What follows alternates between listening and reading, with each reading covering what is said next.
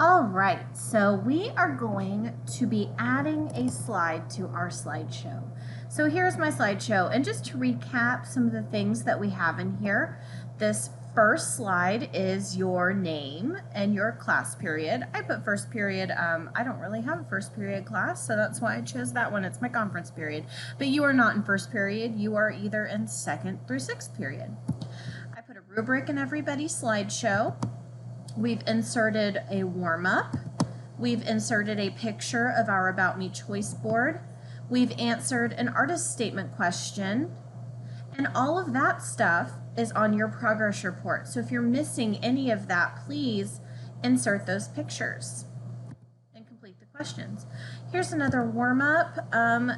You are also inserting your blind contour hand. So if you do not have a slide for this, create a slide. I like to create a slide by clicking on the slide before I want it to be in my slideshow and hitting enter. And then I can title this Blind Contour Hand.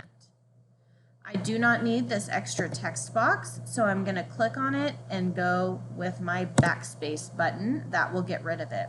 To insert a picture, I can go to Insert, Image, and I can use my camera. I can text a photo or email a photo to myself, to my drive. There's different ways to get to pictures, so you can definitely do that. Now, I've already done it. It is here. I also have my observational shoe drawings. So as you guys know, we've started putting our observational shoe drawings in our slideshows, and I need you to make sure you create a slide for this particular project.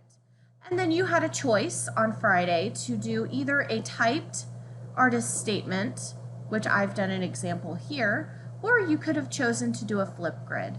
So one of those options for your artist statement needs to be turned in. It's either going to be in your slideshow or on Flipgrid. So today you have been tasked with creating a value scale in your sketchbook. As soon as you're done drawing that value scale and you're ready to upload it into your slideshow, you're just going to hit or click your last slide, which for me it's slide number 9. It might be different for you if you didn't do an artist statement in your slideshow and you did Flipgrid. So I'm going to click on 9 and I'm going to hit enter. And looky there, I've got a new slide. So here I'm going to call this value. I'm going to make this a little smaller, and I do not need this text box, so I'm going to delete it. So I need to insert a picture. I'm going up to Insert, Image, and I'm going to choose Camera because it's easier for me. And I make sure that I'm right here by the window so that it's nice and bright and you can see my sketchbook. So I'm actually going to turn because I want you guys to be able to really see this value scale, and I'm going to try to get it just right. And maybe I turn to get a little more light. I think it's starting to look better. So it's kind of tricky to get your art perfectly centered in the camera, but once you have it, click and insert. All right, so there's my picture. Now, like I was saying earlier, one thing you can do is you can do some editing. So you can go to Format Options. I'm going to go to Adjustments. I want to make it a little bit brighter. That's a little too bright, isn't it?